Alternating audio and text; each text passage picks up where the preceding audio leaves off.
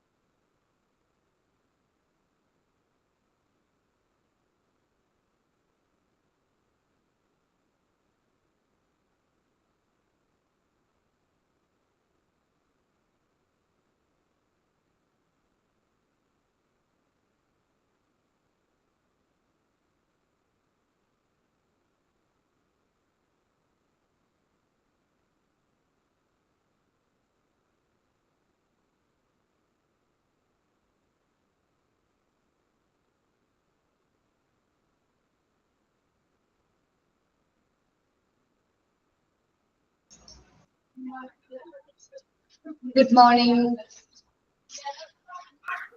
Good morning, ma'am. Good morning, ma'am.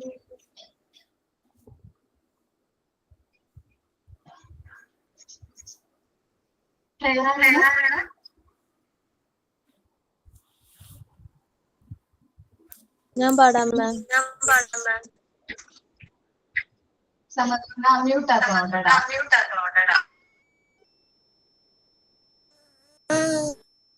Good morning, all. Oh my God, I love you. I thank you. Bless me, bless my parents, bless my teachers and our country. Help me to study well and make me a good child. Thank you. Sign in ആരാണ്?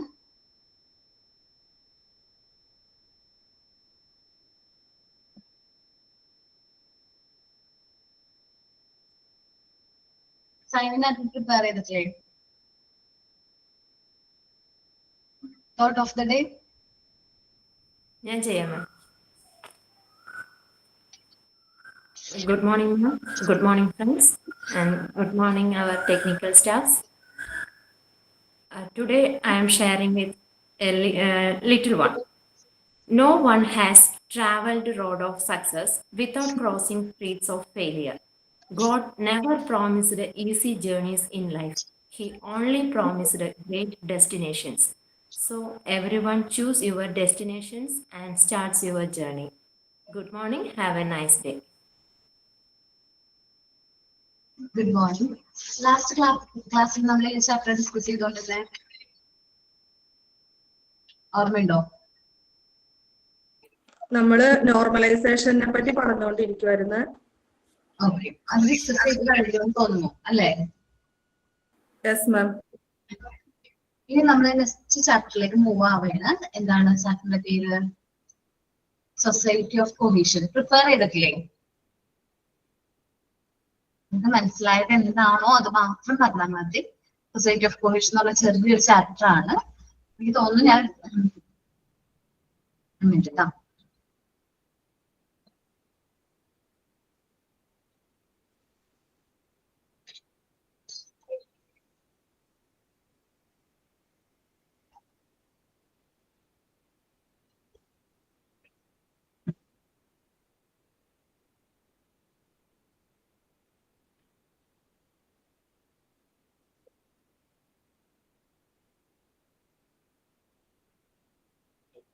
ആരൊക്കെ prepare ചെയ്തിരിക്കണേ?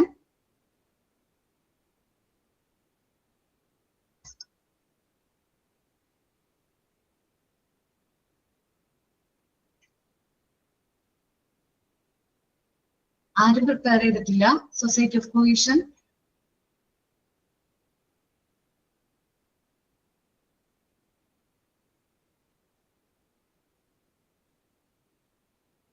എന്തെങ്കിലും പറ മക്കളെ. മാം ആ സത്യം പറഞ്ഞിട്ടുണ്ടെങ്കിൽ അന്ന് prepare ചെയ്ത് വച്ചേക്കണതാണ്. ഇന്നിപ്പോ ഒട്ടും പ്രതീക്ഷയില്ല, വായിച്ചോലും നോക്കിയില്ല പെട്ടെന്ന്. ഓക്കെ. എന്നാലൊന്ന് പറയാൻ ശ്രമിക്കാം. തെറ്റുണ്ടാവട്ടെ മാം, വായിച്ചു നോക്കിയിട്ടില്ല അതുകൊണ്ട് തെറ്റുണ്ടാവും. ഒട്ടും വായിച്ചു നോക്കിയില്ല. ഓക്കേടാ. എന്നാ ബാക്കിയുള്ളവരോ?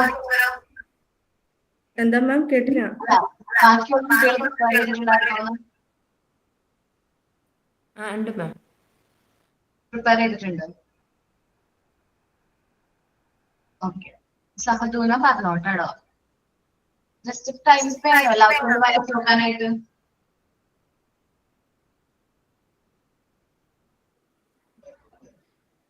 ഒരു 5 മിനിറ്റ് തരാം. നമ്മൾ ഈ ചാപ്റ്റർ ഒന്ന് റീഡ് ചെയ്ത് നോക്കട്ടെ, സൊസൈറ്റി ഓഫ് കോഹീഷൻ. എന്നിട്ട് നിങ്ങൾക്ക് എന്താണോ ക്ലാസ് എടുത്തപ്പോൾ മനസ്സിലായത് അതൊന്ന് പറഞ്ഞാൽ മതി. ജസ്റ്റ് ക്ലാസ്സിൽ ഇല്ലാത്തവർ ആബ്സെന്റ് ആയവർക്ക് അതൊരു ഉപകാരമായിരിക്കും. ഓക്കെ, എല്ലാവരും ഒന്ന് വേഗം റീഡ് ചെയ്തേ. നമ്മളെ പ്രിപ്പയർ ചെയ്ത് വെച്ചിട്ട് പ്രിപ്പറേഷൻ ഇല്ലാണ്ട് നമ്മൾ പ്രസന്റ് ചെയ്യുമ്പോൾ ഒരു ഇതായിരിക്കുള്ളൂ, ഡൗട്ടും ആ ഒരു പെർഫെക്ഷൻ വരില്ല. നമ്മളൊന്ന് വേഗം ഒന്ന് റീഡ് ചെയ്ത് നോക്കുക, എന്നിട്ട് പ്രസന്റ് ചെയ്യാം കേട്ടോ. ഓക്കെ, 5 minutes 42 ആകുമ്പോ പറയണം കേട്ടോ. 10:42.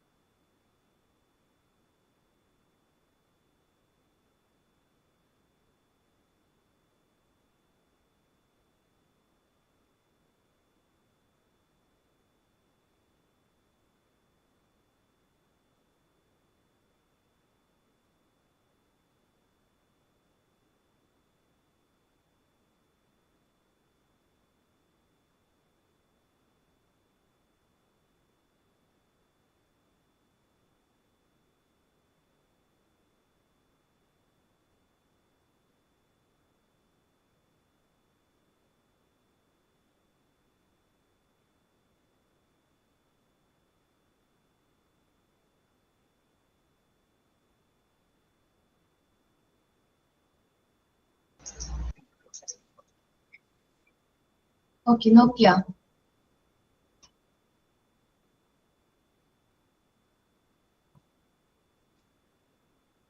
സഹദോന?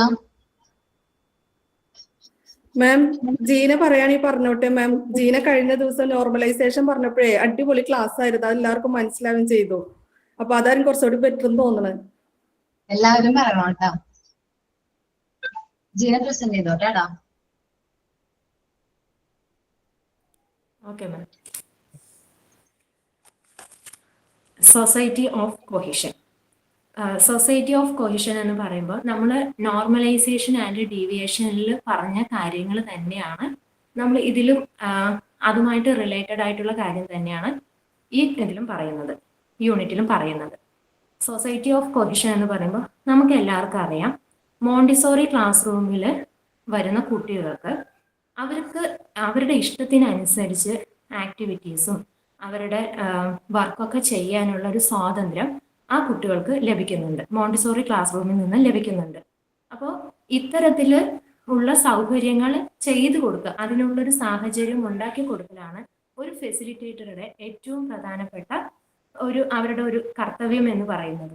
അവർക്ക് അങ്ങനെയുള്ള ഒരു സാഹചര്യം ആ കുട്ടിക്ക് ഉണ്ടാക്കി കൊടുക്കുക, അവർക്ക് ആവശ്യമുള്ള സ്വാതന്ത്ര്യം കൊടുത്തുകൊണ്ട് അവർക്ക് വർക്ക് ചെയ്യാനുള്ള ഒരു ചുറ്റുപാട് ഉണ്ടാക്കി കൊടുക്കലാണ്. അപ്പോൾ ഇത്തരത്തിൽ ഒരു ഫ്രീഡത്തിലൂടെ അവർ കാര്യങ്ങൾ മനസ്സിലാക്കുമ്പോൾ, അവർ വർക്ക് ചെയ്യുമ്പോൾ, അവർ എക്സ്പീരിയൻസ് ചെയ്യുമ്പോൾ, കാര്യങ്ങൾ എക്സ്പീരിയൻസ് ചെയ്ത് അവർ സ്വന്തമായിട്ട് തന്നെയാണ് എല്ലാ കാര്യങ്ങളും മനസ്സിലാക്കുന്നത്, എല്ലാം പഠിക്കുന്നത്. അവിടെ അവർക്ക് ഒരു റെസ്ട്രിക്ഷൻസും ഇല്ല, അത് ചെയ്യരുത് ഇത് അരുത് എന്ന് അവരോട് പറയുന്നില്ല. അവരുടെ ഇഷ്ടത്തിനനുസരിച്ചുകൊണ്ട് അവർക്ക് ചെയ്യാനുള്ള സ്വാതന്ത്ര്യം അവർക്കുണ്ട്.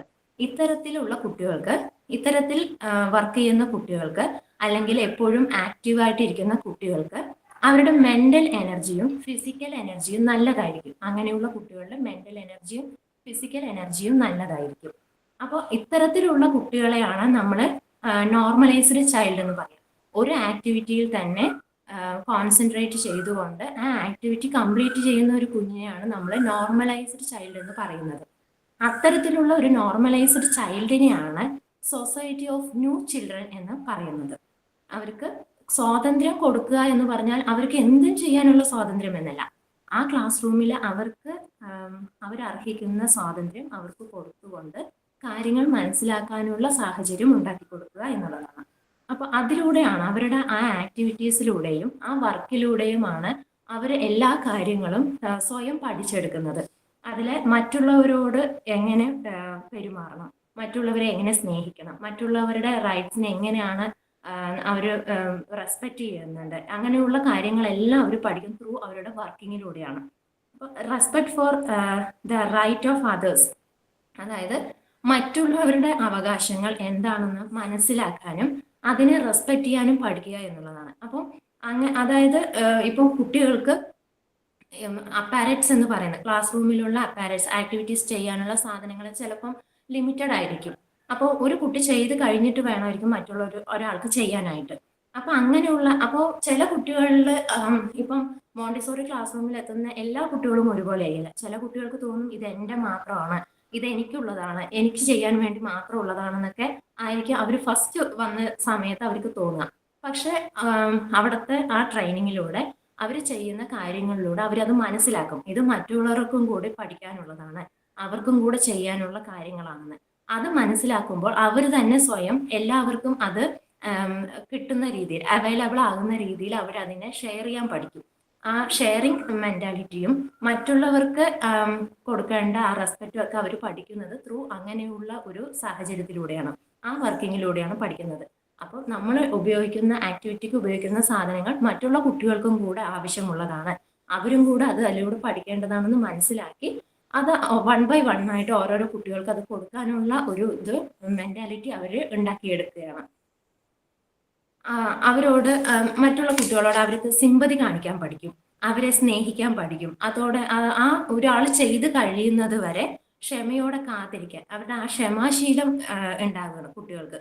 ഒരാൾ ഇത് കഴിഞ്ഞ് ഒരു ആക്ടിവിറ്റി ചെയ്ത് കഴിഞ്ഞ് അത് കംപ്ലീറ്റ് ചെയ്യുന്നത് വരെ മറ്റുള്ളവർ ക്ഷമയോടെ അതിനു വേണ്ടി കാത്തിരിക്കും. അപ്പോൾ ഇങ്ങനെയുള്ള കാര്യങ്ങളെല്ലാം എല്ലാം അവർക്കറിയാം. ആ ക്ലാസ് റൂമിലുള്ള ഓരോ സാധനവും ഓരോ കുട്ടിക്കും അവകാശപ്പെട്ടതാണ് എന്നുള്ളത് മനസ്സിലാക്കാനും അവർക്ക് അത് കൊടുക്കാനും ഒക്കെ ഉള്ള ഒരു മനസ്സുണ്ടാകുന്നതും അതൊക്കെ അവർ പഠിക്കുന്നത് ആ ക്ലാസ് റൂമിൽ നിന്നായിരിക്കും.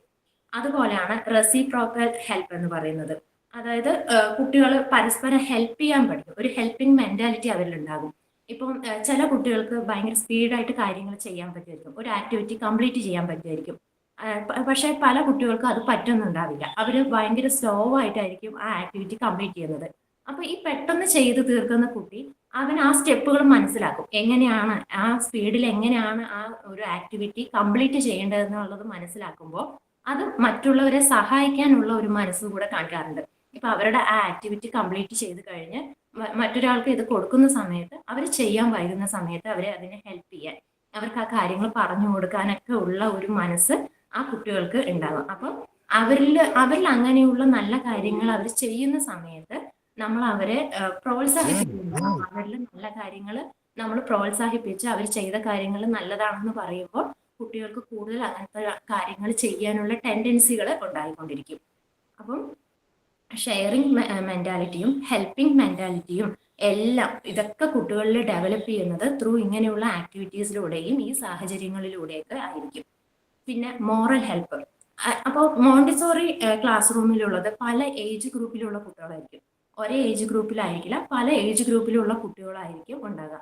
അപ്പൊ അങ്ങനെയുള്ള പീർ ഗ്രൂപ്പുമായിട്ട് അവർ ഗ്രൂപ്പ് ആക്ടിവിറ്റീസും മറ്റുമൊക്കെ ചെയ്യുന്ന സമയത്ത് ഈ മുതിർന്ന കുട്ടികളെ കണ്ടിട്ട് ഈ ചെറിയ കുട്ടികൾ പഠിക്കാറുണ്ട്. പല കാര്യങ്ങളും അവർ പഠിക്കും, അവരെ റോൾ മോഡൽ ആക്കാൻ ശ്രമിക്കുകയൊക്കെ ചെയ്യും.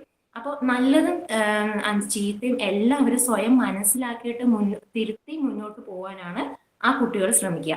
ഇപ്പോൾ ചെറിയ കുട്ടികൾ എന്തെങ്കിലും ഒരു മിസ്റ്റേക്ക് ചെയ്യുന്ന സമയത്ത്, ഒരു ആക്ടിവിറ്റി ചെയ്യുമ്പോൾ എന്തെങ്കിലും അത് തെറ്റായി പോകുമ്പോൾ എല്ലാ മുതിർന്ന കുട്ടികൾ അവരെ സഹായിക്കുകയും അവർക്ക് വന്ന മിസ്റ്റേക്ക് പറഞ്ഞു കൊടുക്കാനൊക്കെ ഉള്ള ഒരു ടെൻഡൻസി കാണിക്കുകയൊക്കെ ചെയ്യുമ്പോൾ അവർക്ക് ആ പീർ ഗ്രൂപ്പിൽ നിന്നും പല കാര്യങ്ങളും മനസ്സിലാക്കാൻ പറ്റും. അപ്പോൾ നമ്മൾ പറഞ്ഞു കൊടുക്കുന്നതിനേക്കാൾ കൂടുതൽ അവരിൽ നിന്നും ഒരുപാട് കാര്യങ്ങൾ അവർ മനസ്സിലാക്കുകയും സ്വയം ആ തെറ്റുകൾ തിരുത്തുകയൊക്കെ ചെയ്യും.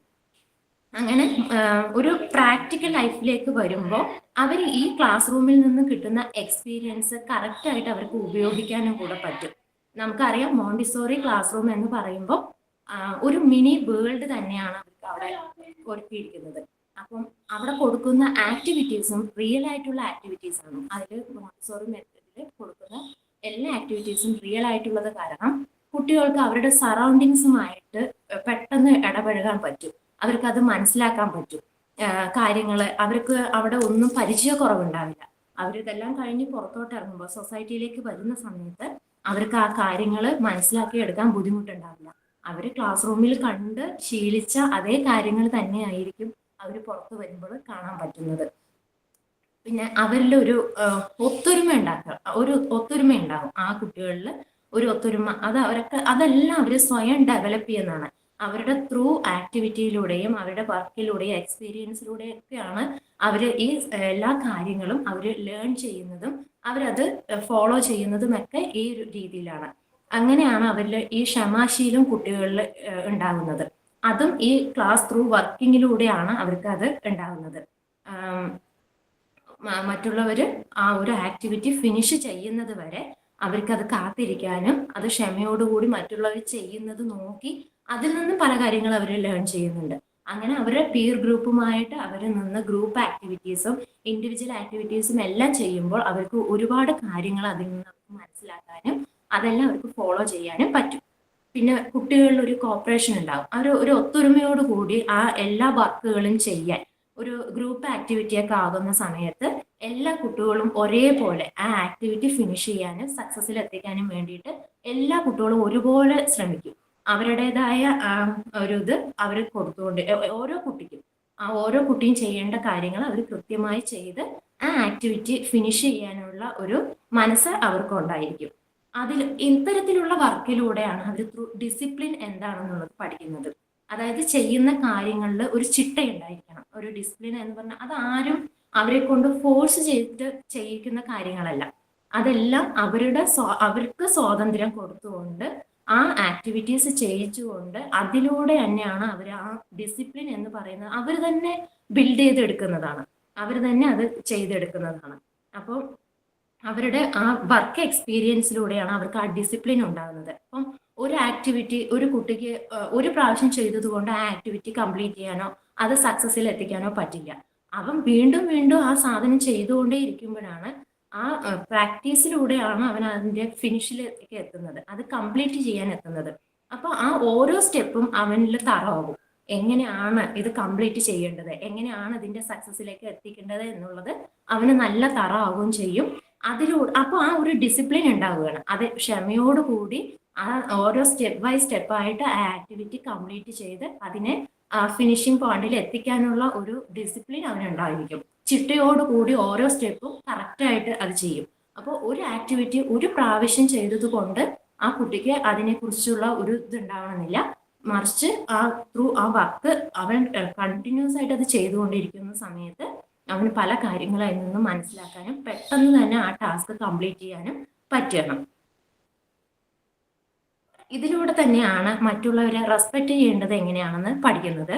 അതേപോലെ മറ്റുള്ളവരോട് സിമ്പതി കാണിക്കാൻ, മറ്റുള്ളവരെ സ്നേഹിക്കാൻ, അവരോട് ക്ഷമാശീലം കാണിക്കാൻ, എല്ലാം എങ്ങനെയാണ് മറ്റുള്ളവരോട് പെരുമാറേണ്ടത് എന്നുള്ള എല്ലാ കാര്യങ്ങളും ആ കുട്ടി അവന്റെ എക്സ്പീരിയൻസിലൂടെ നേടിയെടുക്കുന്ന കാര്യങ്ങളാണ്. പിന്നെ സോഷ്യൽ സെന്റിമെന്റ് എന്ന് പറയുന്നതും കുട്ടികളിൽ അവര് ഒരു ടീമായിട്ട് ഒരു ഗ്രൂപ്പായിട്ട് പ്രവർത്തിക്കുന്ന സമയത്ത് അവർക്കറിയാൻ പറ്റും ആ ടീം സ്പിരിറ്റ് എന്താണെന്നും ഒരു യൂണിറ്റി എന്താണെന്നൊക്കെ ഈ പിയർ ഗ്രൂപ്പുമായിട്ട് അവർ ഗ്രൂപ്പ് ആക്ടിവിറ്റീസും മറ്റൊക്കെ ചെയ്യുന്ന സമയത്ത് അവർക്കറിയാം. പല ഏജ് ഗ്രൂപ്പിലുള്ള കുട്ടികളുമായിട്ടായിരിക്കും അവർ ഇടപഴകുന്നത്. അവരുമായിട്ടുള്ള വർക്ക് എക്സ്പീരിയൻസും അവർക്ക് വ്യത്യസ്തമായിരിക്കും.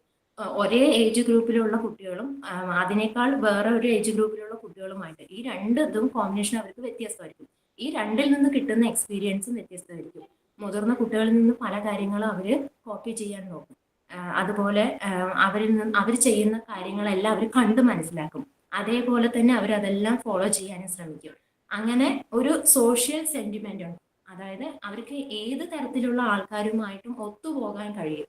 ഈ ഒരു ക്ലാസ് റൂമിൽ നിന്ന് കിട്ടുന്ന എക്സ്പീരിയൻസിലൂടെ അവർക്ക് ഒത്തുപോകാൻ പറ്റും. ഒരു ടീം സ്പിരിറ്റ് എന്താണെന്നും ഒരു യൂണിറ്റി, ഒരു ടീമായിട്ട് പ്രവർത്തിക്കുമ്പോൾ ഒരു ആക്ടിവിറ്റി തനിയെ ചെയ്യുമ്പോൾ കിട്ടുന്ന റിസൾട്ടും ഒരു ഗ്രൂപ്പായിട്ട് ചെയ്യുമ്പോൾ കിട്ടുന്ന റിസൾട്ടും എന്താണെന്നുള്ള വ്യത്യാസം അവർക്ക് മനസ്സിലാക്കാൻ പറ്റും. അങ്ങനെ അവരിൽ അങ്ങനെയുള്ള ഒരു സെന്റിമെന്റ് ഉണ്ടാവുകയാണ്. അതുപോലെയാണ് ഒബീഡിയൻസ്. ഈ ഒബീഡിയൻസ് എന്ന് പറയുന്നതും ഡിസിപ്ലിൻ എന്ന് പറയുന്നതും എല്ലാം ഈ വർക്കിങ്ങിലൂടെ ഈ ആക്ടിവിറ്റിയിലൂടെ അവർക്ക് കിട്ടുന്നതാണ്. ഇതെല്ലാം അവരെ ആരും ഫോഴ്സ് ചെയ്തിട്ടോ അല്ലെങ്കിൽ അവരോട് നിർബന്ധിച്ച് ചെയ്യിച്ചിട്ടോ ഒന്നുമല്ല അവരിൽ ഇത്തരത്തിലുള്ള ശീലങ്ങളെല്ലാം ഉണ്ടാകുന്നത്. അവർക്ക് കൃത്യമായി അവർക്ക് അറിയാം, കാര്യങ്ങൾ അറിയാൻ അവരുടെ എക്സ്പീരിയൻസിലൂടെ അവർക്കത് മനസ്സിലാക്കാൻ പറ്റും. ആ ഒരു മോണ്ടിസോറി ക്ലാസ് റൂമിൽ വന്ന് പഠിച്ചിറങ്ങുന്ന ഒരു കുട്ടിക്ക് ഇത്രയും കാര്യങ്ങൾ അവൻ പഠിച്ചിട്ടാണ് ആ ക്ലാസ് റൂമിൽ നിന്ന് ഇറങ്ങുന്നത്. ഇതെല്ലാം അവൻ അവിടെ നിന്ന് സ്വന്തമായിട്ട് തന്നെ ലേൺ ചെയ്ത് സ്വന്തം ആക്ടിവിറ്റീസിലൂടെയും അവൻ ചെയ്യുന്ന വർക്കിലൂടെയും അവൻ മനസ്സിലാക്കി എടുത്തുകൊണ്ടാണ് ഇതെല്ലാം അവനിൽ ഉണ്ടാകുന്നത്. ഈ ഒബീഡിയൻസും ഈ ക്ഷമാശീലവും ഡിസിപ്ലിനും കോപ്പറേഷനും എല്ലാ കാര്യങ്ങളും അവൻ പഠിക്കുന്നത് ആ ക്ലാസ് റൂമിൽ നിന്നാണ്. അതുപോലെ തന്നെയാണ് ക്യാരക്ടർ എന്ന് പറയുന്നത്. ഇത്രയും സ്റ്റേജസിലൂടെ കടന്നു പോകുന്ന ഒരു കുട്ടിയുടെ ക്യാരക്ടർ എന്ന് പറയുന്നത് വളരെ ക്വാളിറ്റി ഉള്ളതായിരിക്കും. കാരണം അവൻ സ്വന്തമായി മനസ്സിലാക്കിയ കാര്യങ്ങളാണ്. അതൊരിക്കലും അവൻ മറന്നു പോവുകയോ അതല്ലെങ്കിൽ ആ ശീലങ്ങൾ എപ്പോഴും അവന്റെ ജീവിതത്തിലുടനീളം ഉണ്ടായിരിക്കും. ഇവിടെ നിന്ന് പഠിക്കുന്ന ഒരു അടുക്കും ചിട്ടയും എല്ലാ കാര്യങ്ങളും അവന്റെ ജീവിത അവസാനം വരെയും ആ കുട്ടികളിൽ അത്തരത്തിലുള്ള ശീലങ്ങളെല്ലാം ഉണ്ടായിരിക്കും. അപ്പോൾ ശരിക്കും ഒരു മോണ്ടിസോറി ക്ലാസ് റൂമിൽ വരുന്ന ഒരു കുട്ടി എന്ന് പറയുമ്പോൾ അവൻ പല സ്റ്റേജസിലൂടെയാണ് കടന്നു പോകുന്നത്. ആ സ്റ്റേജസിലൂടെ അവൻ മനസ്സിലാക്കിയിട്ടുള്ള അവന്റെ അനുഭവങ്ങളിൽ നിന്നും അവൻ മനസ്സിലാക്കിയിട്ടുള്ള അറിവ് എന്ന് പറയുന്നത് അവൻ ഏറ്റവും പ്രധാനപ്പെട്ടതാണ്. അപ്പോൾ അങ്ങനെയുള്ള കുട്ടികളിൽ നല്ലൊരു ക്വാളിറ്റി ഉള്ള ഒരു ക്യാരക്ടർ ആയിരിക്കും അവരുണ്ടാവുക. അവരൊരു പക്കയായിട്ടുള്ള ഒരു നോർമലൈസ്ഡ് ആയിട്ടുള്ള ഒരു ചൈൽഡ് ആയിട്ടായിരിക്കും, അതിൽ നിന്നും ഒരു പേഴ്സൺ ആയിട്ടായിരിക്കും അവർ പുറത്തു വരുന്നത്. ഒരു നോർമലൈസ് ആയിട്ടുള്ള ചൈൽഡായി അവിടെ നിന്ന് ഒരു ക്വാളിറ്റി ഉള്ള ഒരു പേഴ്സൺ ആയിട്ട് നല്ലൊരു ക്യാരക്ടർ തന്നെ അവർ ബിൽഡ് ചെയ്തെടുക്കുകയാണ് അവിടെ നിന്ന്. ആ കുട്ടികൾക്ക് സൊസൈറ്റിയുമായിട്ട് ഇണങ്ങാനും ആ സൊസൈറ്റിയിൽ അവരുടെ ചുറ്റുപാടിൽ ജീവിക്കാനും അതുമായിട്ട് പൊരുത്തപ്പെടാനും ഒക്കെ പെട്ടെന്ന് കഴിയും. ഒരു നല്ലൊരു പ്രൊഡക്റ്റീവ് ആയിട്ടുള്ള ഒരു പേഴ്സൺ ആയിട്ട് ആ കുഞ്ഞുങ്ങളെ മാറ്റിയെടുക്കാൻ മോണ്ടിസോറി ക്ലാസ് റൂമിന് പറ്റും. അത്തരത്തിലുള്ള അങ്ങനെ സൊസൈറ്റിയിലേക്ക് വരുന്ന ഒരു കുട്ടി അവൻ ഏറ്റവും ക്വാളിറ്റി ഉള്ള ഒരു പേഴ്സൺ ആയിരിക്കും. നല്ല നല്ല ശീലങ്ങൾ അവനിൽ ഉണ്ടാകും. അങ്ങനെ സൊസൈറ്റിയിൽ നല്ല മാറ്റങ്ങൾ ഉണ്ടാക്കാൻ അവനെ കൊണ്ട് സാധിക്കും. ഇതെല്ലാം അവന് ലഭിക്കുന്നത് ഇതിലൂടെ അവന്റെ ആ മെന്റൽ ഡെവലപ്മെന്റും ഗ്രോത്തും ഫിസിക്കൽ ഡെവലപ്മെന്റും അവരുടെ മെന്റൽ എനർജിയും എല്ലാം നല്ല ക്വാളിറ്റി ഉള്ളതായിരിക്കും. ഇങ്ങനെ ആ ത്രൂ വർക്കിങ്ങിലൂടെ ആക്ടിവിറ്റീസിലൊക്കെ ഇത്രയും ആക്ടിവിറ്റീസ് ചെയ്യുന്ന കുട്ടികളുടെ മെന്റൽ ഹെൽത്ത് നന്നായിരിക്കും. അവരുടെ ഫിസിക്കൽ ഗ്രോത്ത് പെട്ടെന്നായിരിക്കും സംഭവിക്കുക. മറ്റുള്ള കുട്ടികളിൽ നിന്നും അവർക്ക് ഒരു പ്രത്യേകത എന്തായാലും ഉണ്ടാകും എന്നാണ് പറയുന്നത്. ഇതാണ് സൊസൈറ്റി ഓഫ് കൊഹിഷനിൽ നമുക്ക് പറയുന്ന കാര്യങ്ങൾ. ജീന വളരെ നന്നായിട്ട് എക്സ്പ്ലെയിൻ ചെയ്തിട്ടോ. Thank you ma'am. അന്ന് ക്ലാസ്സിൽ കയറാത്തവർക്കൊക്കെ മനസ്സിലായില്ലേ?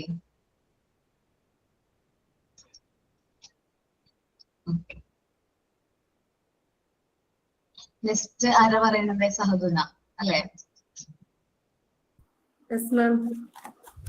ചെയ്യാൻ കേടാ.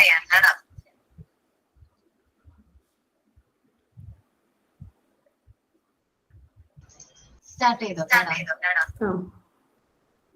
ഒരു മോണ്ടിസോറി ക്ലാസ് റൂം എന്ന് പറയുമ്പോൾ ആ മോണ്ടിസോറി ക്ലാസ് റൂമിൽ പഠിക്കുന്ന എല്ലാ കുട്ടികൾക്കും നമ്മൾ എന്ത് കൊടുക്കണം? ഫ്രീഡം കൊടുക്കണം. ഫ്രീഡം ആണ് അവർക്ക് ഏറ്റവും കൂടുതൽ വേണ്ടത്. അവർക്ക് അവിടുത്തെ മെറ്റീരിയൽസ് മനസ്സിലാക്കാനും അത് എടുത്ത് പെരുമാറാനും ആക്ടിവിറ്റീസ് ചെയ്യാനുമുള്ള ഫ്രീഡം ആണ് ആദ്യം ഒരു മോണ്ടിസോറി ക്ലാസ്സിലെ സ്റ്റുഡൻസിന് വേണ്ടത്.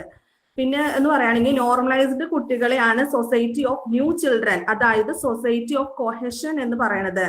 നമ്മുടെ ഒരു മോണ്ടിസോറി ക്ലാസ്സിൽ നിൽക്കുമ്പോൾ അവിടെ നമ്മൾ സ്ട്രിക്റ്റ് ആയിട്ടല്ല കുട്ടികളോട് നമ്മൾ പെരുമാറേണ്ടത്. മറിച്ച് നമ്മൾ എന്ത് ചെയ്യണം? സ്നേഹത്തോടെ പറഞ്ഞു കൊടുക്കണം. അവിടെ പിള്ളേർക്ക് പല തെറ്റുകളും വരാം. അപ്പോൾ നമ്മൾ എന്ത് ചെയ്യണം? അവരെ വേദനിപ്പിക്കാത്ത രീതിയിൽ, കുഞ്ഞു മനസ്സാണ്, അത് വേദനിപ്പിക്കാത്ത രീതിയിൽ സ്നേഹത്തോടെ അവരെ കാര്യങ്ങൾ പറഞ്ഞ് നമ്മൾ മനസ്സിലാക്കി കൊടുക്കണം. അപ്പൊ തന്നെ നമുക്ക് കുട്ടികൾക്ക് മോണ്ടിസോറി സ്കൂളിലെ കുട്ടികൾക്ക് നല്ല ഡിസിപ്ലിൻ ഉള്ള സ്റ്റുഡൻസ് ആയിരിക്കും മോണ്ടിസോറി സ്റ്റുഡൻസ് എന്ന് പറയുന്നത്. അതുപോലെ തന്നെ respect of right of others ആണ് ആദ്യത്തെ പോയിന്റ് വരണത്. അതെന്ന് പറയണത് ഈ മോണ്ടിസോറി ക്ലാസ്സിലുള്ള ഈ സാമഗ്രികള്, അതായത് ഈ മെറ്റീരിയൽസ് എന്ന് പറയണത് കുറച്ച് സാധനങ്ങളെ ഉണ്ടാവുള്ളൂ. അപ്പൊ ആ സാധനങ്ങളെ ചൊല്ലി ഈ പിള്ളേർക്കിടയിൽ തർക്കങ്ങൾ സ്വാഭാവികമാണ്. കുഞ്ഞു പിള്ളേരാകുമ്പോൾ തർക്കങ്ങൾ സ്വാഭാവികമാണ്. അപ്പൊ നമ്മൾ എന്ത് ചെയ്യണം? ആ തർക്കങ്ങളൊന്നും ഇല്ലാതെ കുട്ടികളെ അത് എല്ലാവർക്കും ചെയ്യാൻ പാകത്തിന്, അപ്പൊ ഒരാൾ ചെയ്യുമ്പോൾ മറ്റൊരാൾ വെയിറ്റ് ചെയ്യാൻ പാകത്തിന് കുട്ടികളെ പ്രാപ്തരാക്കണം. അപ്പൊ ഒരാൾ ചെയ്യുമ്പോൾ മറ്റു കുട്ടികൾ അത് അതിനുവേണ്ടി വെയിറ്റ് ചെയ്യുമ്പോൾ അവർക്ക് ഇടയിൽ ഒരു ക്ഷമ കൂടിയാണ് അവിടെ വന്നത്. പിന്നെ തന്നെയാണ് റെസിപ്രോക്കൽ ഹെൽപ്പ് എന്ന് പറയണത്. അതെന്ന് പറയണത് കുട്ടികൾക്കിടയിൽ തന്നെ പരസ്പര സഹായം എന്ന് പറയും അതിന്. അതായത് മുതിർന്ന കുട്ടികളെ ഇളയ മുതിർന്ന കുട്ടികളെ സഹായിക്കണം. ഈ ആക്ടിവിറ്റീസ് ഒക്കെ ചെയ്യുമ്പോൾ ഈ മുതിർന്ന കുട്ടികൾ ഇളയ കുട്ടികളെ സഹായിക്കണം. ഈ 3 വയസ്സ് മുതൽ 6 വയസ്സുള്ള വരെയുള്ള കുട്ടികളാണല്ലോ ഈ മോണ്ടിസോറി സ്കൂളിൽ ഇരിക്കുന്ന കുട്ടികള്. അപ്പൊ അവര് മുതിർന്ന കുട്ടികളെ ഇളയ കുട്ടികളെ സഹായിക്കും. അതുപോലെ തന്നെ ഇളയ കുട്ടികളെ മുതിർന്നവരെ ബഹുമാനിക്കുകയും ചെയ്യണം. അതുപോലെ തന്നെ ഇവർക്കിടയിൽ പരസ്പരം മത്സരമല്ല വേണ്ടത്. നമ്മുടെ പരിസ്ഥിതിനെ, എൻവിറോൺമെന്റിൽ ഇതുപോലെയുള്ള ഈ മത്സരങ്ങളൊന്നും അനുവദിക്കൂല. അതുപോലെ തന്നെ ഉള്ളതാണ് മോറൽ ഹെൽപ്പ് എന്ന് പറയണത്. മറ്റു കുട്ടികൾ എന്ത് ചെയ്യും? ചിലപ്പോ തെറ്റ് ചെയ്യാൻ സാധ്യതയുണ്ട്. കുഞ്ഞു കുട്ടികളായതുകൊണ്ട് തെറ്റ് ചെയ്യാൻ സാധ്യതയുണ്ട്. അപ്പൊ അവരെ നമ്മൾ വഴക്ക് പറയോ ഒന്നുമല്ല ചെയ്യേണ്ടത്. അവരെ നമ്മൾ തിരുത്താണ് അവർ ചെയ്യേണ്ടത്. അതുപോലെ തന്നെ മുതിർന്ന കുട്ടികൾ എന്ത് ചെയ്യണം? ഇളയ കുട്ടികൾക്ക് ഒരു റോൾ മോഡൽ ആവാണ് അവിടെ ചെയ്യേണ്ടത്. പിന്നെ ഉള്ളതാണ് ഹാർമണി എന്ന് പറയണത്. ഹാർമണി എന്ന് പറയുമ്പോൾ ഈ ഒരുമിച്ച് പ്രവർത്തിക്കൂല. കുട്ടികൾ ഒരു ഗ്രൂപ്പായിട്ട് നമ്മൾ പ്രവർത്തിക്കുമ്പോൾ അവിടെ കുട്ടികൾക്ക് ഒരു മിനിറ്റ് കേട്ടോ മിസ്. ഒരുമിച്ച് പ്രവർത്തിക്കുമ്പോൾ ക്ലാസ്സിൽ എന്തുണ്ടാകും, കുട്ടികൾക്കിടയിൽ തന്നെ ഒരു ഐക്യം ഉണ്ടാകും. അതുപോലെ തന്നെ ഒരു വർക്ക് ചെയ്യുമ്പോൾ മറ്റു കുട്ടികൾ അത് ക്ഷമയോടുകൂടി വെയിറ്റ് ചെയ്ത് നിൽക്കണം. പിന്നെ വരണതാണ് കോഓപ്പറേഷൻ എന്ന് പറയുന്നത്, അതായത് സഹകരണം എന്ന് പറയുന്നത്. അത് കുട്ടികൾ ഗ്രൂപ്പായിട്ട് പ്രവർത്തിക്കൂല. അതായത് മോണ്ടിസോറി സ്റ്റുഡൻസ് ഒരു എക്യുപ്മെന്റ്, ഒരു മെറ്റീരിയൽസ് ചെയ്യുമ്പോൾ അവരതൊരു ഗ്രൂപ്പായിട്ട് നിന്ന് ചെയ്യുവാണെങ്കിൽ അവർ പരസ്പരം സഹായിച്ച് സഹകരണത്തോട് കൂടിയായിരിക്കും ആ ഒരു മെറ്റീരിയൽസ് അവർ ചെയ്യുക. പിന്നെയാണെങ്കിൽ ഇതൊരു നിർബന്ധിതമായിട്ട് ചെയ്യണതല്ല, അവരത് ഇഷ്ടപ്പെട്ട് വേണം ചെയ്യാൻ. അല്ലാണ്ട് കുട്ടികളെ നിർബന്ധിച്ച് അത് അങ്ങനെയല്ല. കുട്ടികൾ അത് അവർക്ക് ഇഷ്ടപ്പെട്ട് ഓരോ ആക്ടിവിറ്റീസും അവര് തന്നെ ഇൻട്രസ്റ്റോട് കൂടി വേണം ഇത് ചെയ്യാനായിട്ട്. അതുപോലെ തന്നെ കുട്ടികൾ എന്ന് പറയുമ്പോൾ ആ ഒരു ഗ്രൂപ്പ് ചേരുമ്പോൾ ആ കുട്ടികൾക്ക് സാമൂഹികമായിട്ടുള്ള ഒരു ഇടപെടലും കൂടിയാണ് ആ ഗ്രൂപ്പ് കൊണ്ട് ഉദ്ദേശിക്കുന്നത്. അതുപോലെ തന്നെ ഒരു മോണ്ടിസോറി ക്ലാസ്സിലെ സ്റ്റുഡൻസ് എന്ന് പറയുന്നത് അവര് നല്ല സന്തോഷമുള്ള കുട്ടികളായിരിക്കണം. അതുപോലെ തന്നെ പരസ്പരം യോജിപ്പോട് കൂടിയും സമാധാനത്തോടു കൂടിയുള്ള കുട്ടികളായിരിക്കണം ഒരു മോണ്ടിസോറി സ്റ്റുഡൻസ് എന്ന് പറയുന്നത്. അവര് നമ്മള് നിർബന്ധിച്ചല്ലായിരിക്കണം ഓരോ കാര്യം ചെയ്യേണ്ടത്. അവര് തന്നെത്താനെ ഓരോ ആക്ടിവിറ്റീസ് തന്നെത്താനെ ചെയ്യണം. പിന്നെ വന്നാണ് അവർക്ക് അനുയോജ്യമായിട്ടുള്ള അന്തരീക്ഷമായിരിക്കണം ആ മോണ്ടിസോറി ക്ലാസ് റൂമിൽ ഉണ്ടായിരിക്കേണ്ടത്. അവർക്ക് ആക്ടിവിറ്റീസ് ചെയ്യാനും അവർക്ക് കാര്യങ്ങൾ മനസ്സിലാക്കാനുള്ള ഒരു അന്തരീക്ഷമായിരിക്കണം അവിടെ ഉണ്ടാവേണ്ടത്.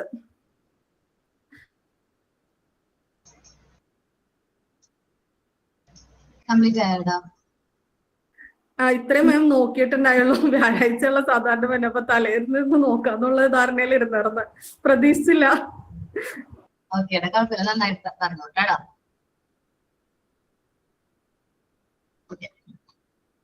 വേറെ ആരെങ്കിലും പ്രിപ്പയർ ചെയ്തിട്ടുണ്ടോ സൊസൈറ്റി ഓഫ് കൊഹീഷൻ?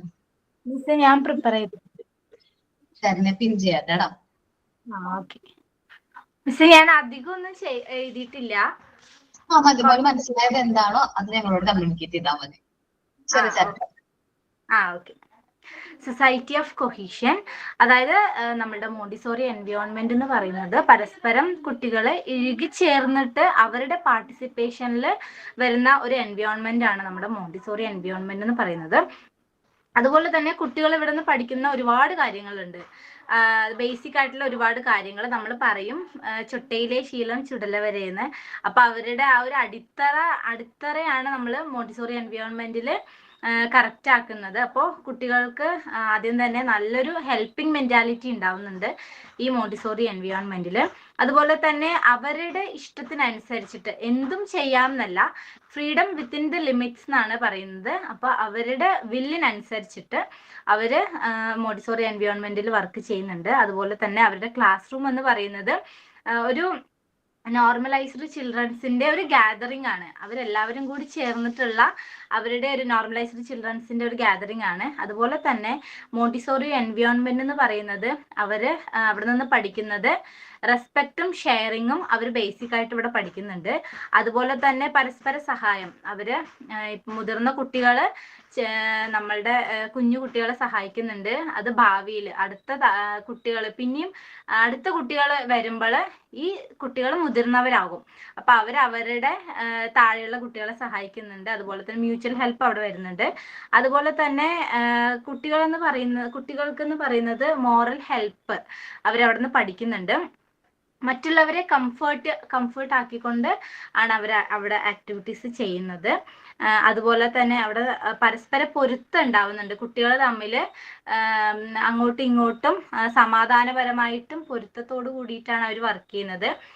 തുടക്കത്തിൽ വരുന്ന കുട്ടികൾ കുറച്ച് പൊരുത്തക്കേടുണ്ടെങ്കിൽ പോലും അത് ത്രൂ നമ്മുടെ ഫെസിലിറ്റേറ്റേഴ്സിന്റെ ഒബ്സർവേഷനിലൂടെ അവരെ പടിപടിയായിട്ട് മാറ്റിയെടുക്കുകയാണ് ചെയ്യുന്നത്. നല്ലൊരു സമാധാനവും പൊരുത്തവും കുട്ടികൾക്ക് തമ്മിൽ ഉണ്ടാവുന്നുണ്ട്. അതുപോലെ തന്നെ പരസ്പര കോർപ്പറേഷൻ ഉണ്ട് എമംഗ് ദ ചിൽഡ്രൻസ്. അതായത് കുട്ടികൾ തമ്മിൽ നല്ലൊരു സഹകരണം നമ്മുടെ മോണ്ടിസോറി എൻവയോൺമെന്റിൽ അവർക്ക് അവിടെ നിന്ന് കിട്ടുന്നുണ്ട്. അതുപോലെ തന്നെ ഇവിടെ ഡിസിപ്ലിൻ ഇവർ ഫോളോ ചെയ്യുന്നുണ്ട്. ഒരിക്കലും സ്ട്രിക്റ്റ് ആയിട്ടുള്ള നമ്മൾ ഫോഴ്സ്ഡ് ആയിട്ടുള്ള ഡിസിപ്ലിൻ അല്ല അവിടെ.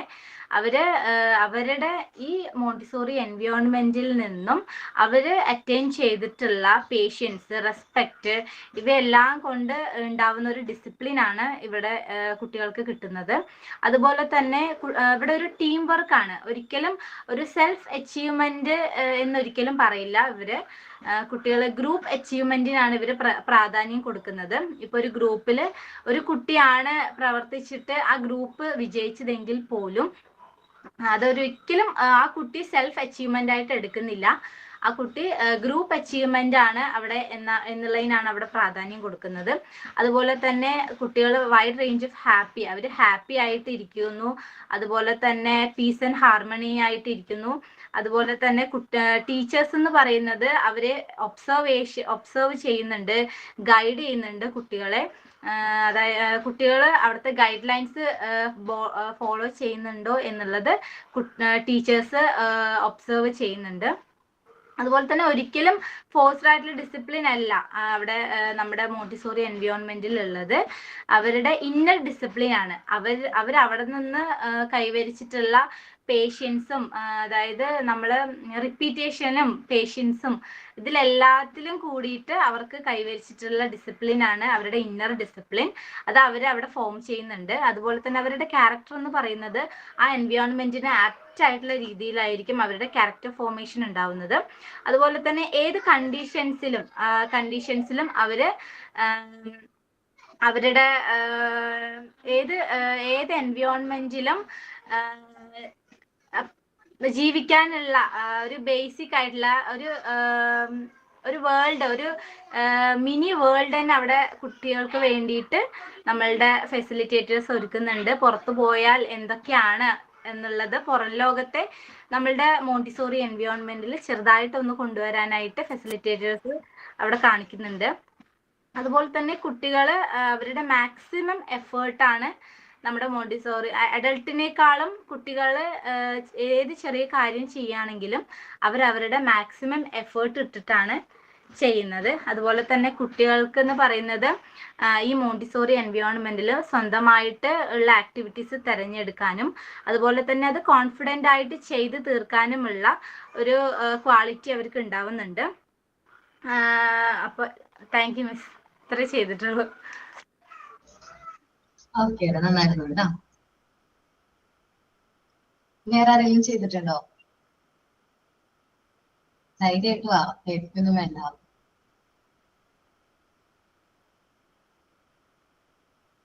ഓക്കെ, വേറെ ആരും ചെയ്തിട്ടില്ല?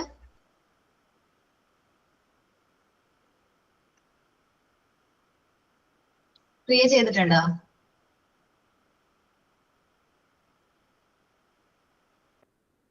ഇല്ല മാം, ഞാൻ വീട്ടിലില്ല, പുറത്താ. ഓക്കെ, നോക്കാട്ടാ. നമ്മള് എന്തൊക്കെ കാര്യങ്ങൾ ചെയ്തു? കളറിംഗ് ബോക്സ് പ്രിപ്പയർ ചെയ്തില്ലേ ആക്ടിവിറ്റീസ് ആയിട്ട്? ഇല്ലേ? പിന്നെ പിങ്ക് ടവർ ചെയ്തു അല്ലേ? Yes ma'am. പിന്നെ നമ്മൾ എന്താ ചെയ്തത്? ബട്ടണിംഗ് ഫ്രെയിം, ഷൂലേസ്, സിബ്, മറ്റേ എല്ലാം കംപ്ലീറ്റ് ചെയ്തോ? പിന്നെ ബീഡ്സ് മനസ്സിലായില്ല. ബീഡ്സ് വെച്ചിട്ടുള്ള പറഞ്ഞില്ലായിരുന്നോ ജിഷ ടീച്ചർ പറഞ്ഞത്? ബീഡ്സ് വെച്ചിട്ടുള്ള അത് കംപ്ലീറ്റ് ചെയ്തിട്ടില്ല അല്ലെ?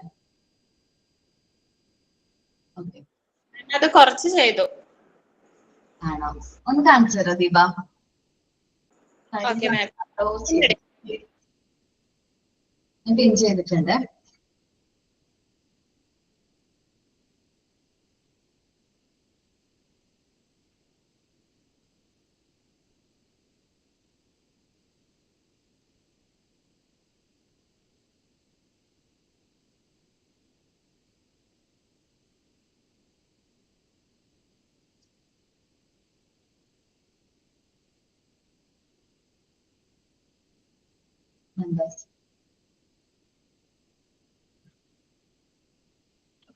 ഓക്കേടാ.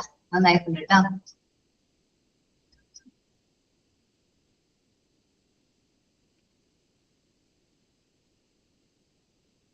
ഓക്കെ. പിന്നെ സാൻഡ് പേപ്പർ ലെറ്റേഴ്സ് ഒക്കെ ചെയ്തുകൊണ്ടിരിക്കുക. എന്താണ് സാൻഡ് പേപ്പർ ലെറ്റേഴ്സ് ഇല്ലേ, അതൊക്കെ ചെയ്തുകൊണ്ടിരിക്കുക. ചെയ്തോണ്ടിരിക്കുകയാണ്? Okay okay. കളറിംഗ് ബോക്സ് അല്ലേ? ഓക്കേടാ. അപ്പോ നിങ്ങൾ പ്രാക്ടിക്കൽ സെഷൻ എല്ലാവരും വരത്തില്ലേ? നോമ്പൊക്കെ കഴിഞ്ഞിട്ടായിരിക്കും, മാർച്ച് ഏപ്രിലേക്ക് ആയിട്ടായിരിക്കും കേട്ടോ. എല്ലാവരും വരില്ലേ? പെരുന്നാൾ കഴിഞ്ഞിട്ട് പിറ്റത്തെ ആഴ്ച എന്നാണ് ദിശാന്ന് പറഞ്ഞത്. പെരുന്നാൾ കഴിഞ്ഞിട്ടായിരിക്കും. അപ്പൊ വരില്ലേ എല്ലാവരും? ഇൻഷാ അല്ലാഹ്. ഓക്കെ. അപ്പൊ പിങ്ക് ടവർ വുഡനിൽ എല്ലാവരെയും കാണണമെന്നുണ്ട്, വരാൻ ഓർത്തിട്ടുണ്ട്. ഓക്കേടാ. പിങ്ക് ടവറിലെ നമ്മുടെ ക്ലാസ്സിൽ നിന്നാണോന്ന് അറിഞ്ഞൂടാ, പിങ്ക് ടവർ വുഡനിൽ ചെയ്തിട്ടുണ്ടായിരുന്നാലോ? ഈ ബാച്ച് ആണോ എന്ന് എനിക്ക് ഡൗട്ട് ഉണ്ട്. വുഡൻ ആരാണ്? ഞാൻ ചെയ്തിട്ടുണ്ട്, പക്ഷെ എനിക്കിപ്പോ കാണിക്കാനായിട്ട് ഓക്കെ പറ്റില്ല. ഓക്കെ. മോൻ ചെയ്തിട്ടുണ്ടായിരുന്നു വുഡനില്? വുഡിൽ ചെയ്തിട്ട് ഞാൻ പിങ്ക് കളറിലെ പേപ്പർ വാങ്ങിച്ചപ്പോൾ ഒട്ടിച്ചിട്ടുണ്ട്. ഓക്കെ. അപ്പൊ അതില്ലേടാ മോൻ, എനിക്ക് പപ്പ ചെയ്തു തന്ന. നമ്മൾ പ്രാക്ടിക്കൽ ക്ലാസ്സിന് വരുമ്പോ അതൊന്ന് കൊണ്ടുവരണം കേട്ടോ മോൻ വരാണെങ്കിൽ. ആ ശരി ശരി, എനിക്കിപ്പോ കാണിക്കാൻ പറ്റിയ ഒരു സിറ്റുവേഷൻ അല്ല. ഓക്കെ, കുഴപ്പമില്ല. ഞാനത് പറയാൻ വേണ്ടിയിട്ടായിരുന്നു. വരണമെങ്കിൽ കൊണ്ടുവരണം കേട്ടോ. മാം, ആ ബീഡ്സ് വർക്കിന്റെ ഒന്ന് പറഞ്ഞുതരൂ മാം? ഞാൻ ചെയ്തതേ പിന്നെ നമ്മൾ പണ്ടൊരു സ്ലേറ്റിലൊക്കെ ഉണ്ടാവില്ലേ, ആ ടൈപ്പാണ് ചെയ്ത് വെച്ചിരിക്കുന്നത്. അത് സെപ്പറേറ്റ് ആയിട്ട് വേറെ വേറെ നമ്മൾ കയ്യിലെടുക്കുന്ന വിധത്തിലാണോ ചെയ്യേണ്ടത്? അങ്ങനെ ആയിരുന്നു. മോനെ ഇങ്ങനെ അത് കട്ട് ചെയ്തെടുത്തോ? ഈ മോഡലാണ് ചെയ്തിരിക്കുന്നത്. ഓക്കേടാ. ഇതുപോലെ ആണ് ചെയ്തിരിക്കുന്നത്. ഇത് വുഡാണോ? ഇത് സാധാരണ കാർഡ്ബോർഡ് വെച്ച് ഈർക്കിൽ വെച്ച് അതിൽ ബീഡ്സ് ചെയ്ത് വെച്ചതാ. ഓക്കെ. തിരിച്ച് കറക്റ്റ് ആയിട്ട് അങ്ങനെയല്ലടാ, ഇങ്ങനെ സ്ട്രെയിറ്റ് ആയിട്ടൊക്കെ. Okay okay. ഇതേപോലെ വുഡനിലാണ് ചെയ്യേണ്ടത്. വുഡിൽ ചെയ്യുകയാണെങ്കിൽ നല്ല ഇതായിരിക്കും. അത് ഈർക്കിൽ വെച്ചാണ് ചെയ്തത് മാം. കുഴപ്പമില്ല, നല്ലതാണ്. Okay ma'am. അശ്വതി ബോക്സ് ചെയ്തിരിക്കുന്നത് ഇതുപോലെ ഒരു ബോക്സിൽ ഇട്ട് വെച്ചിട്ട് ഇങ്ങനെയാക്കിയിട്ടാണ് ചെയ്തിരിക്കുന്നത്. പിന്നെ ഈ നമ്പർ ഇതില്ലേ, നമ്മള് ആൽഫബറ്റ് ചെയ്യുന്നില്ലേ, അത് ചെയ്തിരിക്കുന്നത് ഇതുപോലെ ഒരു വൈറ്റ് പേപ്പറിൽ ഇങ്ങനെ വെച്ചിട്ടാണ് ചെയ്തിരിക്കുന്നത്. ഇതുപോലെയാണ് ഓരോന്ന് ചെയ്തിരിക്കുന്നത്. എടുക്കാൻ പറ്റുമോടാ? അല്ല, ഇത് ഓരോരോ പീസിൽ ഇങ്ങനെ നമ്മളത് പിന്നെ സാൻഡ് പേപ്പർ വെച്ചിട്ട്. ഓക്കേടാ, നല്ലതാണ് കേട്ടോ. അശ്വതി പിഞ്ചയാട്ടാടാ.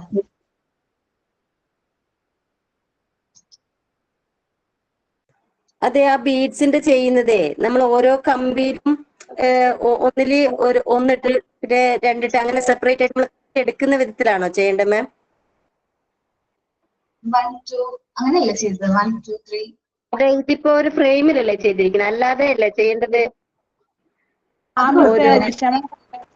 ഓരോ കമ്പിയിൽ കോർത്തിട്ട് 10 വെച്ച് കോർത്ത് ചെയ്യാനാണ് പറഞ്ഞേക്കണേ. ഓരോ കമ്പിയിലും 10 വെച്ചാണോ? ഓരോ കമ്പിയിലും 10 വെച്ച്. അങ്ങനെയല്ല, ഒരു കമ്പിയിൽ ഒരെണ്ണം, അടുത്ത കമ്പിയിൽ 2, അടുത്തതിൽ 3, അങ്ങനെ 10 വരെയാ. 1 to 10 വരെ. ഒരെണ്ണം, പിന്നെ 2 മുത്ത്, അങ്ങനെ 10 വരെ ചെയ്തു. അതെ, അതൊരു കൺഫ്യൂഷൻ ആയതുകൊണ്ട് 10 വെച്ച് ചെയ്യണമെന്ന് അറിയാത്തോണ്ടാ. Okay okay. നിക്ക് 1 2 3 അങ്ങനെയാണ് ചെയ്യേണ്ടത്. എനിക്കറിയുന്നത് മിസ് എങ്ങനെ പറഞ്ഞെന്ന് എനിക്ക് അറിഞ്ഞൂടാ, അതുകൊണ്ടാണ്. അശ്വതി പ്രസന്റ് ചെയ്തോടാ. ഒരു മിനിറ്റ്, ആളൊന്ന് പ്രസന്റ് ചെയ്തോട്ടെ കളറിംഗ് ബോക്സ്. അത് ബാക്ക് ക്യാമറ ഓൺ ആവുന്നില്ല മാം. അത് ഫ്രണ്ട് ക്യാമറ വെച്ചിട്ട് ഇങ്ങനെ തന്നെ പ്രസന്റ് ചെയ്ത് കുറച്ച് നീക്കി വെച്ച് കഴിഞ്ഞാൽ ഫ്രണ്ട് ക്യാമറയിൽ കാണാൻ പറ്റുമല്ലോ. എനിക്ക് കാണാൻ വയ്യ കേട്ടോ. ഓക്കെ ഓക്കെ, കാണാം, ഞാൻ കാണാം കേട്ടോ.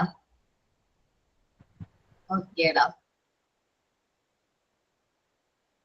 നല്ലതാണ്. ബോർഡർ കൊടുത്തിട്ടുണ്ട്. ആ ബോർഡർ കൊടുത്തിട്ടുണ്ട്. അത് ഒരു ഒറ്റ കളർ കൊടുക്കായിരുന്നു, എല്ലാത്തിനും പല കളറായി പോയില്ലേ. നല്ലതാണ്. ഓക്കെ നല്ല കളർഫുൾ ആക്കിയിട്ടുണ്ട്. ഓക്കെ, വേറെ ആരെങ്കിലും എന്തെങ്കിലും പ്രിപ്പയർ ചെയ്തിട്ട് കാണിക്കാത്തതുണ്ടോ? ഹലോ മാം, ആ പറഞ്ഞോട് ചെയ്യാം. ഞാനും ഇതെല്ലാം ചെയ്തു വെച്ചിട്ടുണ്ട്. അടുത്ത ആഴ്ച കാണിക്കും. ഇപ്പൊ വീട്ടിലെത്തുന്നു. ഓക്കെ ദീപ, നീ പറയാനുണ്ടോ? അതുപോലെ മാം, മറ്റേ നമ്മുടെ പിങ്ക് ടവർ പറഞ്ഞേനെ, അത് തടിയിലാണ് ചെയ്ത് വെച്ചേക്കുന്നത്. അപ്പൊ ആ 10 സെന്റിമീറ്റർ ഒക്കെ വരുമ്പോഴത്തേക്ക് ഇച്ചിരി വെയിറ്റ് വരുന്നുണ്ട്. നമുക്ക് പിള്ളേർക്ക് ഹോൾഡ് ചെയ്യാൻ പറ്റുമോ? ഇല്ല, അമ്മ പറഞ്ഞേ, എന്നിട്ട് പറഞ്ഞേ. നമ്മൾ ആ പിങ്ക് ടവർ പറഞ്ഞില്ലേ, പിങ്ക് ടവർ. അപ്പൊ 10 സെന്റിമീറ്റർ അല്ലേ പറഞ്ഞ? 10 സെന്റിമീറ്റർ 9, 8, 7 അങ്ങനെയല്ലേ പറഞ്ഞത്? അത് നമ്മൾ വുഡിലാണ് ചെയ്തേക്കുന്നത്. അപ്പൊ ചെറിയ വെയിറ്റ് വരുന്നുണ്ട്. വെയിറ്റ്ലെസ് ആയിട്ടുള്ള തടിയല്ല, പല ഞാൻ അടുത്ത ആഴ്ച കാണിച്ചു തരാം. ഓക്കെ, അടുത്ത ആഴ്ച കാണിച്ചു തരുമ്പോ ഒന്ന് പറഞ്ഞാൽ മതി. പിങ്ക് കളറൊക്കെ അടിച്ചത്? Pink colour. അപ്പൊ അടുത്ത പ്രാവശ്യം വരുമ്പോ പ്രിയ വരാണെങ്കിൽ അത് കൊണ്ടുവരണോട്ടോ. വെയിറ്റ് ആയിരിക്കും സാധനം ഗ്യാരേജ് വരുമ്പോ. കൊണ്ടുവരുന്നതിന് കുഴപ്പമില്ല, ഞാൻ കൊണ്ടുവരാം. പിന്നെ അതുപോലെ ബീഡ്സിന്റെയും ചെയ്തിട്ടുണ്ട് 1 തൊട്ട് 10 വരെ പല കളറിന്റെ. അത് വുഡിലാണോ? അത് വുഡിലല്ല, മറ്റേ നമ്മുടെ ചെറിയ കമ്പിയില്ലേ. ഈ ഫ്രെയിമുകൾ ചെയ്തിട്ടില്ലേ നിങ്ങള്? ഫ്രെയിം ചെയ്തിട്ടുണ്ട്, ബട്ടണിങ് ഫ്രെയിം ചെയ്തിട്ടുണ്ട്. അത് ഞാൻ കാർഡ്ബോർഡിലാണ് ചെയ്തത്. അപ്പൊ അതിനത്ര ഒരു ഇതില്ലാത്തതുകൊണ്ട് ഫ്രെയിം കിട്ടിയിട്ടേ മറ്റേ സിബും ലേസ് വുഡിൽ തന്നെ ഫ്രെയിം ചെയ്തവരുണ്ടായിരുന്നില്ല നിങ്ങളുടെ കൂട്ടത്തില്? ഉണ്ട്. അങ്ങനെ ഓൺലൈനിൽ കണ്ടായിരുന്നു ഫ്രെയിം. അങ്ങനെ ഞാൻ ഓർഡർ ചെയ്തിട്ടുണ്ട്. ഓർഡർ ചെയ്തിരിക്കണല്ലേ? ഈ കേക്കിന്റെ ബോർഡ് ഉണ്ടെങ്കിൽ അത് കട്ട് ചെയ്തെടുത്താലും നല്ല ബലം കിട്ടും കേട്ടോ. ഞാൻ അങ്ങനെയാണ് ഈ ഫ്രെയിം ചെയ്തത്. ഈ കേക്കിന്റെ ബോർഡൊക്കെ ഉണ്ടല്ലോ, കേക്ക് മേടിക്കുമ്പോൾ നമുക്ക് ബോർഡ് കിട്ടുമല്ലോ, ആ ബോർഡിൽ കട്ട് ചെയ്തിട്ട് ചെയ്യുമ്പോൾ കുറച്ചും കൂടെ ബലം കിട്ടും. അതിനൊരു ഇതുണ്ട്, ഒരു കട്ടിയുള്ളത് കൊണ്ട് ഞാൻ അങ്ങനെയാണ് ഈ ഫ്രെയിം ഒക്കെ ചെയ്തത്. അപ്പൊ ഈ കേക്കിന്റെ ഫ്രെയിം എങ്ങനെ കട്ട് ചെയ്ത്? എന്തുകൊണ്ടാ കട്ട് ചെയ്തത്? ഞാന് കത്തിയൊക്കെ വെച്ചിട്ട് സ്ക്രൂ ഡ്രൈവറും ഒക്കെ കൊണ്ട് വച്ച് വരഞ്ഞ് അങ്ങനെ കുറച്ച് ബുദ്ധിമുട്ടാണ് കട്ട് ചെയ്യാൻ. പക്ഷെ ഞാൻ ചെയ്തത് ഭയങ്കര എനിക്ക് കുറെ ഉണ്ട്. അപ്പൊ അത് വെച്ചിട്ട് ഞാൻ കളറിംഗ് ബോക്സ് ചെയ്യായിരുന്നു. കട്ട് ചെയ്തെടുക്കൽ കുറച്ച് പണിയാണ്, കുറച്ച് ക്ഷമയോടെ ഇരുന്ന് ചെയ്യണം. പക്ഷെ എന്നാൽ അതിനൊരു ബലമുണ്ട്. നമുക്ക് ഈ ഫ്രെയിം കിട്ടാത്തവർക്ക് അത് കുറച്ചും കൂടി ബലത്തിൽ നിൽക്കും. ഈ പ്രസ് ബട്ടൺ ഫ്രെയിം ചെയ്യാൻ പറഞ്ഞിരുന്നല്ലോ മാം, അപ്പൊ ഞാൻ അത് ഒരെണ്ണം ചെയ്തിട്ടുണ്ട്.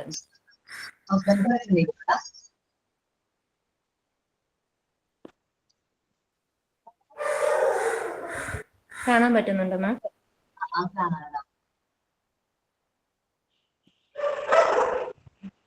അതൊന്ന് അടയ്ക്കുകയും തുറക്കുകയും ചെയ്യാൻ പറ്റുന്ന?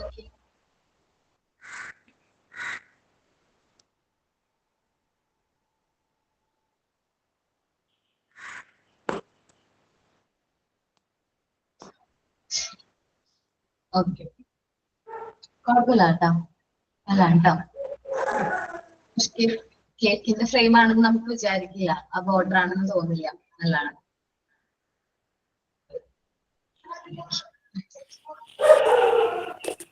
അപ്പൊ നിങ്ങള് അടുത്ത ദിവസങ്ങളിൽ തന്നെ ആക്ടിവിറ്റീസ് ഒക്കെ കംപ്ലീറ്റ് ചെയ്യാം. അപ്പൊ ആർട്ടിസ്റ്റ് റെക്കോർഡ് കഴിഞ്ഞോ? റെക്കോർഡ് കംപ്ലീറ്റ് ആയോ എല്ലാവർക്കും? എന്റെ 3 റെക്കോർഡ് കംപ്ലീറ്റ് ആയിട്ടുണ്ട്. ഒരു മൈമും കൂടി എഴുതാനുണ്ട്, ബാക്കിയെല്ലാം കംപ്ലീറ്റ് ആയി. പിന്നെ മാം എന്റെ പിങ്ക് ടവർ കാണിച്ചോട്ടെ? കാണിച്ചോ ദീപ?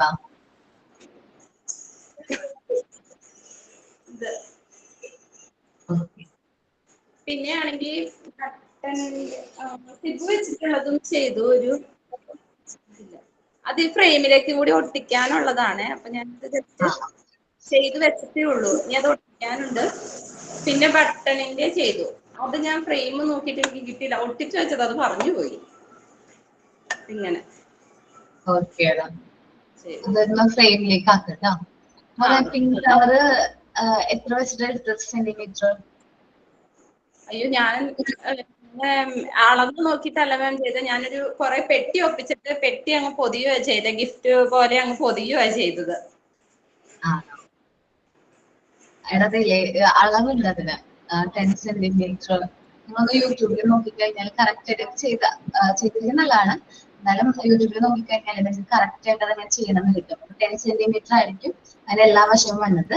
അടുത്തതിൽ 9 സെന്റിമീറ്റർ ആയിരിക്കും. അപ്പൊ ചെറുതായി ചെറുതായി ചെറുതായി മുകളിലേക്ക് വരുമ്പോ തീരെ ചെറുതായിരിക്കും. അങ്ങനെ കേട്ടോ. അപ്പൊ ഇത് മാറ്റണോ മാം?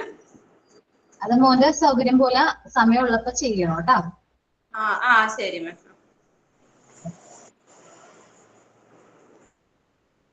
അപ്പോ നെക്സ്റ്റ് ക്ലാസ്സിൽ നമുക്ക് നെക്സ്റ്റ് ചാപ്റ്ററിലേക്ക് മൂവ് ആവും കേട്ടോ. യൂണിറ്റ് 10 മോണ്ടിസോറി ടൈംസിലേക്ക് പോകും. ഓക്കെ, നിങ്ങൾ എന്തായാലും ഏതാണ് എന്താ മാം ക്ലിയർ ആയില്ല പറഞ്ഞത്? ഒരു മിനിറ്റ്. നമ്മള് മൂവ്മെന്റ്സ് ഒന്ന് പ്രിപ്പയർ ചെയ്ത് വെക്കണം. ഇതേപോലെ നിങ്ങൾക്ക് ക്ലാസ്സിൽ മനസ്സിലായത് എന്താണോ എന്ന് പ്രസന്റ് ചെയ്യാൻ വേണ്ടിയിട്ട് നിങ്ങൾ നെക്സ്റ്റ് വീക്കിനുള്ളിൽ മൂവ്മെന്റ്സ് ഒന്ന് പ്രിപ്പയർ ചെയ്യണം. അതും കൂടി കഴിഞ്ഞു കഴിഞ്ഞാൽ നമ്മുടെ നെക്സ്റ്റ് ചാപ്റ്റർ എടുക്കും കേട്ടോ. യൂണിറ്റ് 10 മോണ്ടിസോറി ടൈംസിലേക്ക് പോകും കേട്ടോ. ചാപ്റ്ററിന്റെ ഈ പറഞ്ഞ ചാപ്റ്റേഴ്സ് ഏതാണ്? സൊസൈറ്റി ഓഫ് കൊഹീഷനും നോർമലൈസേഷൻ ഡീവിയേഷനും എല്ലാവർക്കും മനസ്സിലായി എന്ന് വിചാരിക്കണം. സൈൻ ഔട്ട് ആരാ പറയുന്നേ?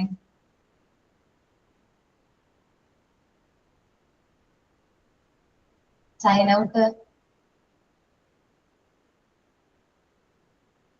ആരും പറയില്ലേ?